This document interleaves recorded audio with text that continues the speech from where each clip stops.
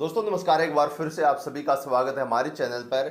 और ये आप तस्वीर देख सकते हैं सुधीर चौधरी की। जब से कर्नाटक सरकार ने सुधीर चौधरी पर एफआईआर दर्ज करवाई है, तब से ही सुधीर चौधरी बिलबिलाने लगे थे और बिलबिलाते हुए कर्नाटक कोर्ट भी पहुंचे थे। जी हाँ, कर्नाटक हाई कोर्ट में क्या बड़ा डिसीजन आया हो तो आपको बताएंगे ही, साथ में ये भी बताएंगे कि उनको किसी भी टाइम पुलिस पकड़ कर ले जा सकती है। दोस्तों इस वीडियो को पूरा देखिएगा, बहुत इंपॉर्टेंट अपडेट हमारे उन देशवासियों के लिए जो गोदी मीडिया को बाइकआउट करना चाहते हैं, जो इंडिया अलायंस के साथ है, उन सभी के लिए।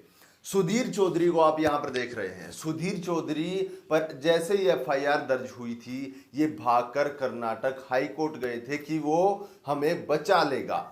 लेकिन सुनवाई जो है, जो कर्नाटक हाई कोर्ट में हुआ है उसमें अब हुई है, और जो इसकी अगली सुनवाई है वो 20 सितंबर को दोबारा से होगी। इस सुनवाई में कर्नाटक हाई कोर्ट ने सुधीर चौधरी को फटकार लगाते हुए जो कर्नाटक की पुलिस है, प्रशासन व्यवस्था, उसको कहा है कि मामला गंभीर है, इस पर जांच की जाए। यानी कि जो अगली सुनवाई होगी उससे पहले इस पर जांच की जाए और जो पूरी रिपोर्ट है वो कर्नाटक हाई कोर्ट में सौंपी जाए, जिसके आधार पर सुधीर चौधरी पर तय किया जाएगा कि कितना संगीन आरोप ये है। जी हां, कर्नाटक हाई कोर्ट ने अब सुधीर चौधरी को भी फटकार लगा दी है और कहा कि मामला काफी गंभीर है। जिस प्रकार से हमारे देश के अंदर धार्मिक हिंसा को भड़काने की कोशिश की गई है, धार्मिक जो लोग हैं, कोई किसी धर्म का कोई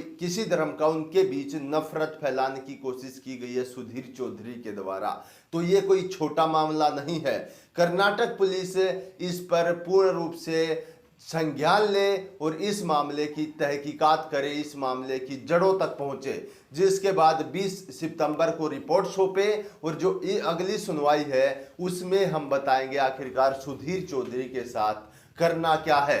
तब तक पुलिस का सिर्फ ये काम रहेगा कि उसको जो इस मामले की तहकीकात करनी है, सुधीर चौधरी को भी गिरफ्तार नहीं करना, ये कहा गया है कर्नाटक हाई कोर्ट की तरफ से। और इसके साथ ही बता दें दोस्तों, सुधीर चौधरी ने एक बार फिर से इंडिया अलायंस के ऊपर निशाना साधा है। क्या कहा है उन्होंने, स्क्रीन पर आप देख सकते हैं। कर्नाटक हाई कोर्ट के फैसले के बाद सुधीर चौधरी का क्या ट्वीट आया दोस्तों, स्क्रीन पर आप देख रहे होंगे। इंडिया गठबंधन के सामने जो पत्रकार और न्यूज एंकर डटकर खड़े रहे, जिन्होंने चरण चुंबक बनने से इनकार कर दिया, अब उनका बहिष्कार होगा। लगभग आधे भारत में इस गठबंधन की सरकारें हैं। जब लालच, पुरस्कार और एफआईआर भी काम नहीं आए तो अब बहिष्कार। भारत के मीडिया को पूरी ताकत और एकता के साथ इसका जवाब देना चाहिए। ये बहुत खतरनाक स्थिति है। सुधीर चौधरी का ये बयान सामने आया है। आप सभी को बता दें, जो लगातार हमें देखा जाता किस प्रकार से सत्ताधारी सरकार के चाटुकारिता करते हुए हमें चैनलों पर दिखाई देते हैं, बड़े बड़े चैनलों पर, वो भी इस तरीके की बातें करना जानते हैं दोस्तों। वो भी इस तरीके की बातें करना जानते हैं कि पूरे देश के मीडिया को एक साथ होना होगा। शायद अब उन्हें डर लग रहा है जेल जाने से। उनका अब पूर्ण रूप से जो मानसिक संतुलन है वो हिल चुका है।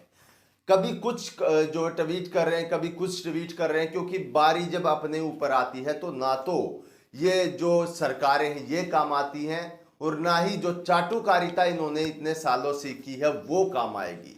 जब कर्नाटक हाई कोर्ट का डंडा चलेगा ना, तो ये सीधे जेल के अंदर बैठे दिखाई देंगे। दोस्तों आपको बता दें, अब जो स्थिति होगी, हमारे देश की गोदी मीडिया का जो बाइकआउट हो रहा है, वो बिल्कुल सही टाइम और सही निर्णय इंडिया अलायंस की तरफ से लिया गया है।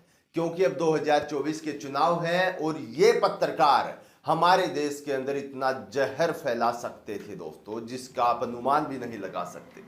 हमारे देश के अंदर इतना जो है हिंदू मुस्लिम के बीच दरार हो, या फिर जो ये सत्ताधारी सरकार है इसकी झूठी खबरें फैलाकर वाहवाही लुटानी हो, तो ये काम बड़े बखूबी तरीके से गोदी मीडिया जानती है और आपने देखा होगा कितनी लंबी लिस्ट इन गोदी पत्रकारों की है, यानी कि पूरी की पूरी एक टीम हम कह सकते हैं। जो बड़े टीवी चैनल हैं उनकी एक पूरी की पूरी टीम मोदी सरकार, बीजेपी सरकार के साथ है, जो देश को ये दिखाती है कि मोदी जी यहां जा रहे हैं, मोदी जी अब उठ गए, मोदी जी बगीचे में घूम रहे हैं, मोदी जी ने इस चीज का उद्घाटन किया, मोदी जी ये कर रहे हैं, जैसे विपक्ष देश में हो ही ना।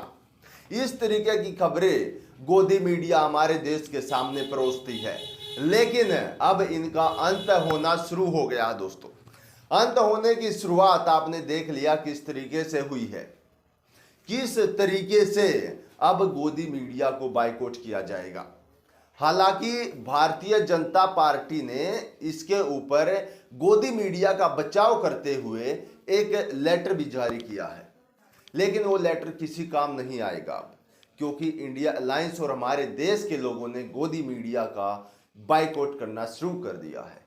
हमारे देश के लोग तो शुरू दिन से ही इंडिया गोदी मीडिया का बायकॉट कर रहे हैं दोस्तों, लेकिन अब उनको राजनीतिक दलों की सपोर्ट भी मिल गई है। यानी कि एक तरीके से देखा जाए तो अब पूर्ण रूप से जो गोदी मीडिया है, जो जहर फैलाने का काम करती है इस देश के अंदर, उनको अब कोई भी देखना पसंद नहीं करेगा।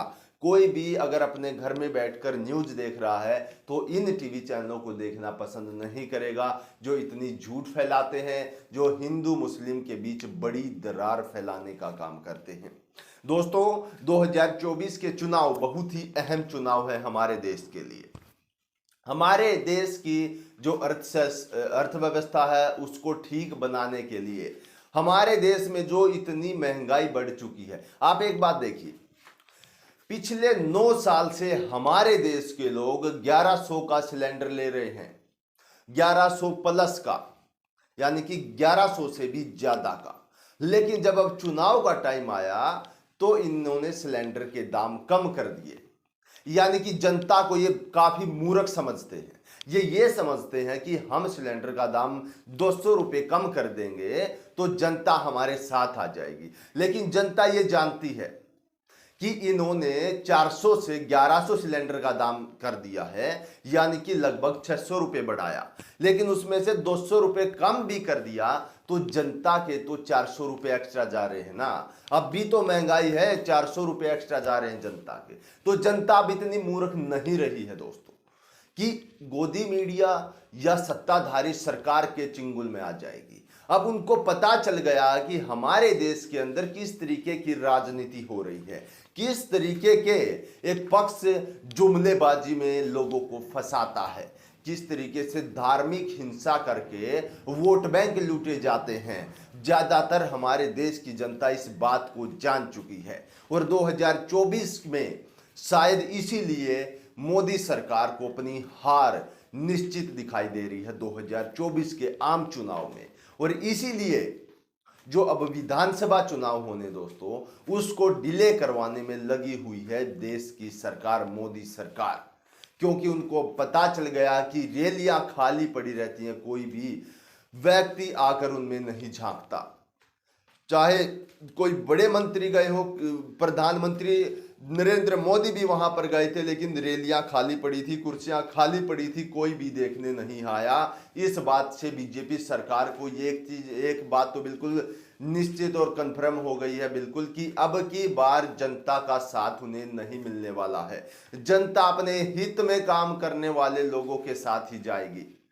दोस्तों मोदी सरकार के पसीने छूटे हुए हैं, क्योंकि जिस जनता को वो कुचलना चाहते हैं असल में वही जनता उनको नेता के पद तक पहुंचाती है, प्रधानमंत्री के पद तक पहुंचाती है। लेकिन आखिरी के कुछ दिनों में ही उनको शायद इस जनता की याद आती है, अन्यथा वो इनको कीड़े मकोड़े समझते हैं। दोस्तों आज इस वीडियो में हमने आपको बताया कि सुधीर चौधरी और गोदी मीडिया किस तरीके से हमारे देश के अंदर जहर फैलाने का काम करते थे, जिनको अब रोकने की कोशिश काफी की जा रही है, जिससे हिंदू और मुस्लिम के बीच जो दरार है शायद वो भी अब कम होती नजर आएगी। दोस्तों आज की वीडियो में इतना ही। आपकी क्या राय है इस वीडियो के बारे में, गोदी मीडिया के बारे में, कमेंट बॉक्स में हमें बता सकते हैं। हम आपके साथ जुड़ते रहेंगे नई खबरें लेकर। आज की वीडियो में इतना ही। सभी को जय हिंद, जय भारत।